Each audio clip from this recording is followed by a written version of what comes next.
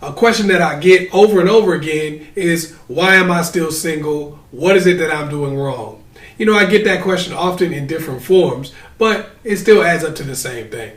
Now, what I've learned is that most people are single for one of three reasons. And that's why I decided to make a video, and you're about to watch it now, about the 3 reasons why people are single.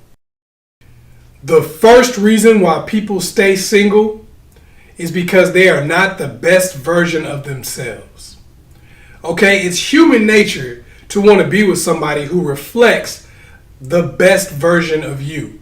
So whatever you see yourself as being, the best version of yourself, say that's, a great business person who's in great shape and has a lot of friends and all those kinds of things. If that's the person that you see yourself as, if that's the best version of you, then you're going to want to have somebody who reflects that. You're going to want to have somebody that you feel should be with somebody like that. Okay? You're going to want to be with somebody who reflects what you feel is the best version of yourself. Now, unfortunately, for some people, we generally get someone who reflects where we are currently. Okay? So, if you're not the best version of yourself currently, the person that you have is generally going to reflect that. So, if you see yourself as, happy, well-adjusted, in great shape, a lot of friends, but now you're in a situation where you're unemployed, you're out of shape, you're miserable, you're crying all the time, the person you're with is generally going to be a reflection of that. So, because they're going to be a reflection of that, you're not going to be happy with them. Why? Because when you look at that person, it's going to be like, someone turning a mirror on your life. A lot of times, this is why we're not happy with our partner, because when we look at that person, when we see how they are, how they live their lives, it's kind of like someone turning a mirror on our life and all of the things that we have going on or we don't have going on. And that bothers us. So, when you're not the best version of yourself, a lot of times you're attracting somebody who's not what you're looking for. They're what you currently are, or they reflect what you currently are.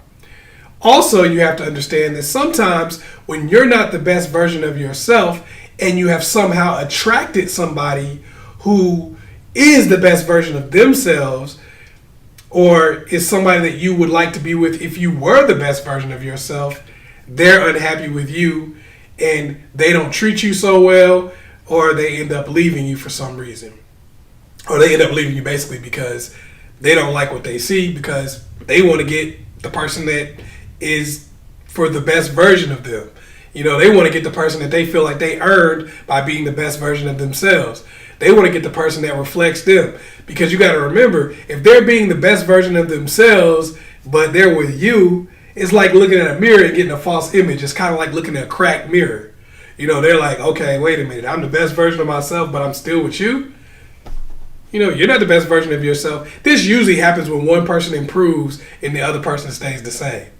But if you're not the best version of yourself, ultimately, you're not going to want to be in a relationship with anybody, and that's going to keep you single. Because either you're going to get with somebody who is the best version of themselves, and they're not going to treat you so well, they're not going to be happy with you, or you're going to get with somebody who reflects the version of you that you currently are, and it's going to be like looking in the mirror, and it's going to make you depressed, and you're going to probably take it out on that person, or you're going to leave. The second thing that keeps people single is having no social connections. A lot of times people like to brag about not having any friends. I do it by myself. I ain't got no friends. I don't need nobody else. I'm independent. That kind of thing. I'm a lone wolf, dog. I do it by myself. I roll alone, playboy. People do this all the time. This is their thought process. This is how they think. I'm by myself, and they feel like there's, some level of pride in that. And sometimes there's some protection in that. Like, I don't trust nobody, man. I don't even trust my mama, bruh. Nah, I don't trust nobody. I ain't trust my mama since she told me there was a Santa Claus. Even she lied. That kind of thing. So people have this thought process a lot of times that I'm going to be all by myself and I'm not going to build a social connection or a network with anyone else. Now, unfortunately, what that does to a person is causes them not to have an outlet to meet quality people. When you don't really have friends, that is a huge outlet that would allow you to meet people, whether they're just your friends or, people from church, hanging out with people from work a little bit more, even just getting online and, just kind of interacting with people in that way.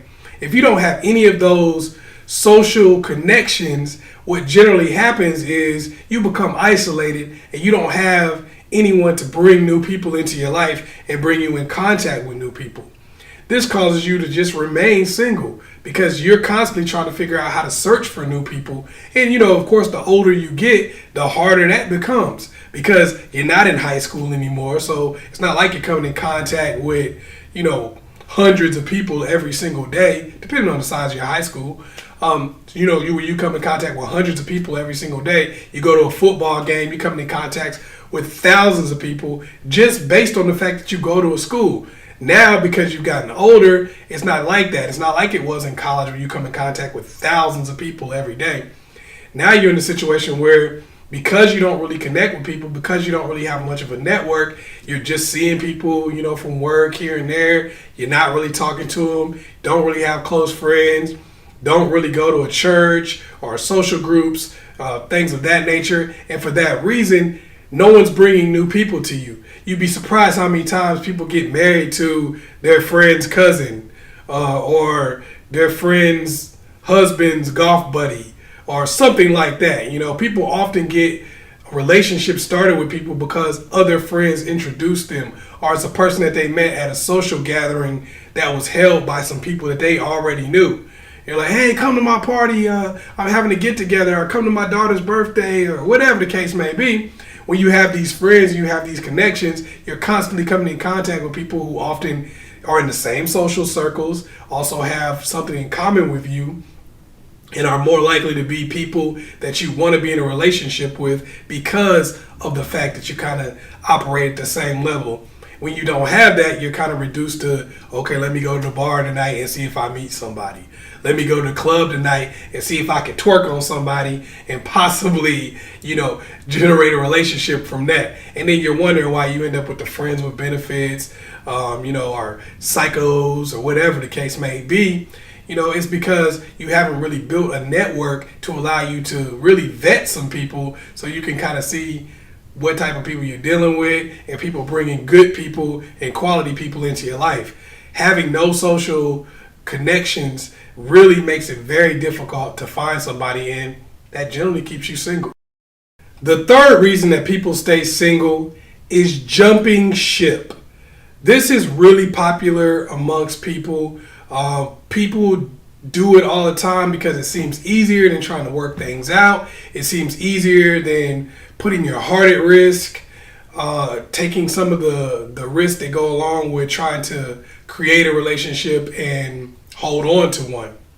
People generally jump ship because they think, I'll find someone else. I'll find someone who doesn't have any flaws or doesn't have any issues that I have to work through. So they jump ship and they do it over and over again because every person you run into is going to have some sort of problem, going to have some sort of issue. A lot of times jumping ship is a preemptive strike. It's one of those things where you don't think it's going to work out or you don't think the person's really feeling you. So what you do instead of trying to make a relationship work is you just say, you know what, I'm done with it. I'm jumping ship. And this becomes something you do over and over and over again when you get to a certain point in a relationship with somebody. As soon as things get a little bit serious and it seems like you might have to do certain things, some sacrifices might have to be made, or you get to a point where you do have to come to certain compromises or some of those tough conversations that you have in a serious relationship. It's like, where's my life preserver? I'm jumping. It's like, I'm out. That's what happens a lot of times. And the person stays single because every time they get to that point in a relationship with a person, it's just natural for them to just go, I got to get out of here. I got to jump ship. Something bad happened. We got in an argument. What? You telling me that you don't like to watch Sports Center every night? I'm out. Nah, I'm out. I can't be with somebody like that. What? You telling me that your favorite color is yellow? Yellow? Yellow? Yellow. Nah, it's over. I'm done. I'm out. You know, and they do this constantly, thinking if I don't have this in common with this person, or if we argued about this or that or the other, then I'm just going to move on, because one of these days I'm going to find somebody that I have everything in common with. One of these days I'm going to find somebody that I never argue with. One of these days I'm going to find somebody that's just completely 100% perfect. Everything. You know, and then you find that person possibly, and now you're like, man, this is boring. I'm jumping ship. You know, it's a cycle where you just can't find any possible way to have a real close relationship with someone that lasts for a long period of time. So for that reason, you stay single.